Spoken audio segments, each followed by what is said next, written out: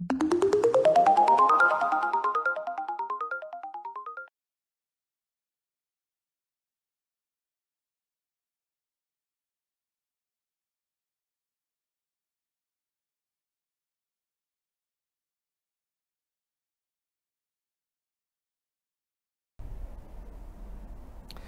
dia, meu nome é Riad Yunis, eu sou cirurgião torácico, diretor do Centro de Oncologia do Hospital Alemão Oswaldo Cruz, em São Paulo. Conversaremos um pouco hoje sobre a medicina personalizada e sua aplicação na oncologia. Isso não é nenhuma novidade. Toda a nossa vida nós selecionamos os pacientes da forma mais adequada para cada época, tanto na cirurgia, quanto na quimioterapia, quanto nos doentes que precisam de radioterapia. Selecionávamos os pacientes com estado clínico geral, o Karnofsky do paciente, se ele tinha anemia, não tinha anemia, se ele tinha capacidade aeróbica para aguentar uma cirurgia, uma radioterapia ou não. E dessa forma, dirigíamos nossos tratamentos para cada doente da forma mais adequada. Isso veio bem até recentemente, quando, por avanços tecnológicos, por conhecimento mais detalhado da oncologia da célula cancerosa, descobrimos os alvos moleculares, na superfície ou não de cada célula, e esses alvos fizeram um boom na indústria farmacêutica na procura de medicamentos direcionados para cada alvo especificamente. E aí a seleção passou da parte clínica geral, que continua sendo importante, mas ela avançou muito para podermos detectar em cada paciente o alvo típico do tumor dele, além também do alvo típico da sua reação a esse tumor. E daí, nosso avanço nos últimos 4 ou 5 anos foi realmente dramático. Para a gente ter uma ideia, em câncer de pulmão, por exemplo, até 10 anos atrás, nós tínhamos a quimioterapia como tratamento, 10 ou 15 anos atrás, como tratamento básico, com a associação entre um platino e qualquer outro quimioterápico que se chama de doublet de platina. E era o tratamento. Você podia escolher qualquer um deles e, em geral, o resultado era mais ou menos o mesmo.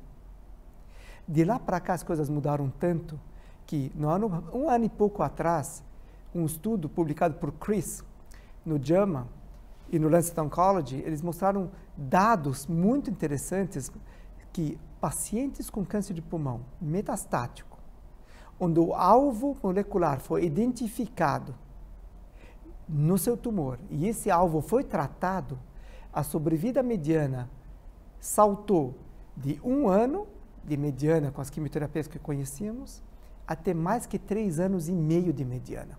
Então, esse salto é quântico.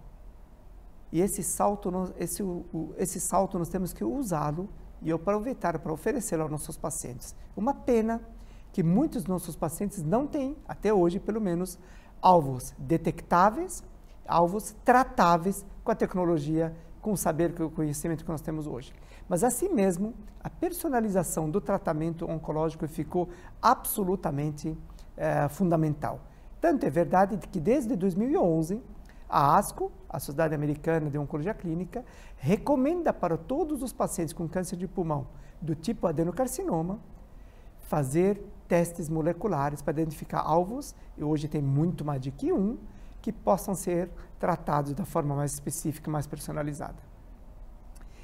Isso ficou até o mês passado. Um mês atrás foi descoberto, publicado, divulgado o resultado de um estudo que mostrou claramente que não somente o alvo no próprio tumor ele é importante, até nas células de defesa contra o tumor, os linfócitos, podem ter alvos mensuráveis, detectáveis, que orientam o uso ou não uso de uma droga tipo imunoterapia. E o pembrolizumab, ele foi um medicamento que claramente saltou de um tratamento para a doença que não responde à quimioterapia padrão, segunda linha ou até terceira linha, saltou para a primeira linha, principalmente naqueles pacientes com câncer de pulmão, que não tem um alvo identificável, alvo molecular tipo EGFR, ALK o ROS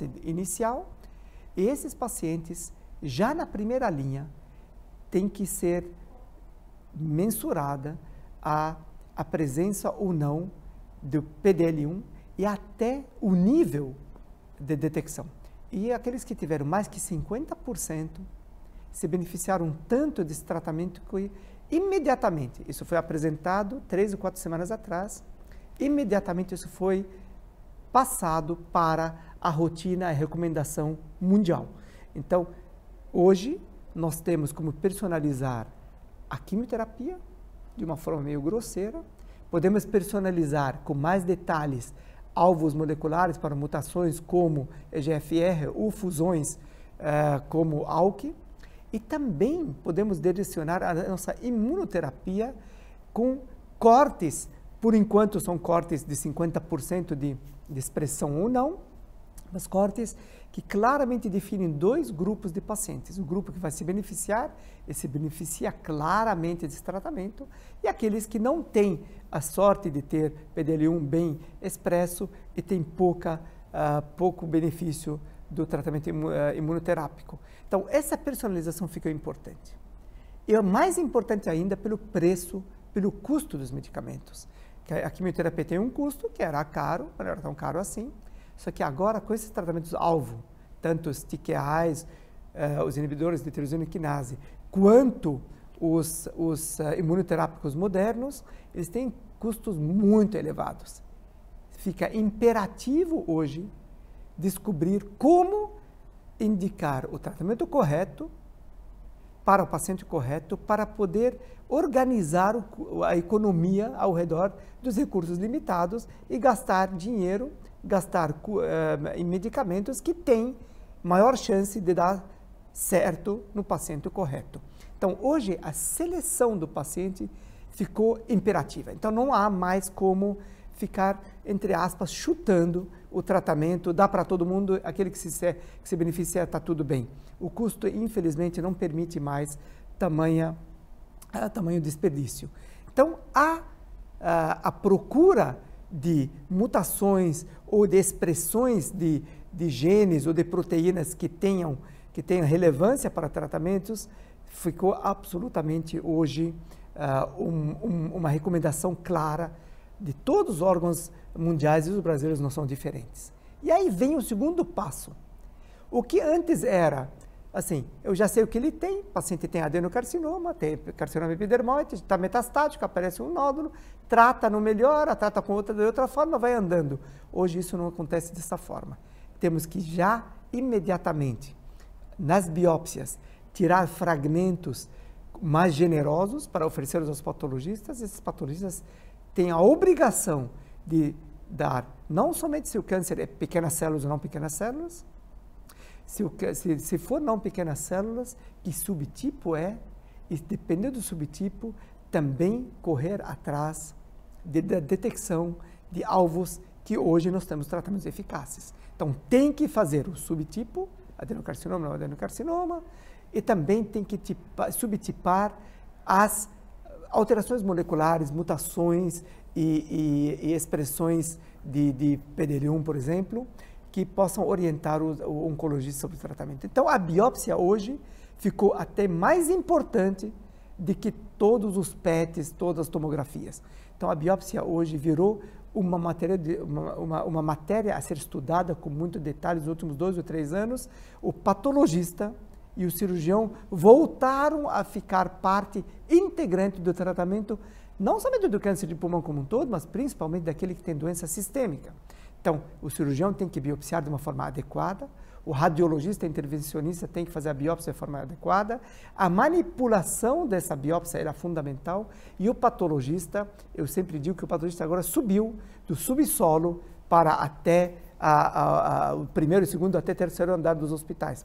Ele faz parte integrante do modo de tratar o paciente. Então, a biópsia tem que ser feita. E para câncer de pulmão, como para outros tumores, nós temos biópsia transtorácica, biópsia guiada por ultrassom por tomografia, nós temos as por broncoscopias, endoscopias, temos endoscopias auxiliadas por ultrassom, tanto no trato gastrointestinal, chamadas EUs, tanto nos brônquios, chamados EBUs ou IBAs, como vocês quiserem. Essas biópsias hoje têm que fazer parte do nosso rol de pensamento. Pena que alguns deles ainda não são cobertos por convênios ou pelo SUS, mas logo, logo eles serão. O PET começou assim, hoje ele é uma rotina, mas a gente temos que lembrar que é muito mais barato fazer a biópsia, identificar o alvo e tratar de forma diferenciada e individualizada o paciente do que dar o remédio caro para muita gente de forma desnecessária. Economicamente, apesar de ser caro o exame, ele economiza durante os primeiros meses tratamentos totalmente ineficazes. Então, nesse sentido, temos que lembrar muito bem que a obrigação da seleção hoje é rotineira e a obrigação de cuidar das biópsias, dos fragmentos e orientar o patologista sobre que exame, que informação precisamos, ela é totalmente clara. Por exemplo, se você tem já um paciente que operou de câncer de pulmão e veio adenocarcinoma do tumor primário, 1 ou 2 ou 3 anos depois, tem metástases. Você não acha o primário para poder olhar de novo, fazer os estudos moleculares. Você faz uma biópsia, o radiologista ou o cirurgião tira um fragmento pequeno desse tumor, somente para análise. Quando você pede no exame, vale a pena orientar o patologista que você não precisa mais saber fazer imunohistoquímica para ter certeza que é adenocarcinoma. Já sabemos que é adenocarcinoma. Já orienta, quero só que você identifique o local mais adequado para fazer os estudos moleculares de cara, para você não gastar material de uma forma desnecessária. O material é precioso, nós temos que fazer esses exames e logo, logo, a cada mês, a cada ano, aparecem novos testes. Então, quanto mais material for guardado desse paciente, menor a necessidade de fazer rebiópsias e submetê-lo a novos procedimentos, além do custo com seus riscos. Então, o tratamento de câncer de pulmão hoje, principalmente, os outros não são diferentes, ele passou muito além de simplesmente tratar uma imagem, tratar uma captação no PET e tratar um Karnofsky. Hoje, ele exige a personalização detalhada, chegando até o sequenciamento genético. E hoje nós temos modelos que, em vez de eles fazerem passagens únicas de sequenciamento, de procura de mutações nos genes, conseguem fazer o que nós chamamos de sequenciamento paralelo. O Next Generation Sequencing, o NGS, hoje consegue, em paralelo, fazer 8, 10 e até 40 alvos ao mesmo tempo. Então, se gasta muito menos material para dar a mesma informação. Então, antes de pedirmos para o patologista a informação, temos que ajudá-lo a falar o que exatamente nós estamos procurando. Se nós dermos a dica para o patologista quais são os alvos que a gente acha razoável procurar, economiza kits, economiza exames e otimiza o uso da biópsia. Então, para resumir, a oncologia de hoje não tem nada a ver com a oncologia de 5, 6 anos atrás. Nós estamos numa nova era, ou a gente se adapta a ela, ou então nós vamos jogar muito dinheiro fora e provavelmente inviabilizar o tratamento dos nossos pacientes. E isso é a arte da personalização da oncologia. Muito obrigado.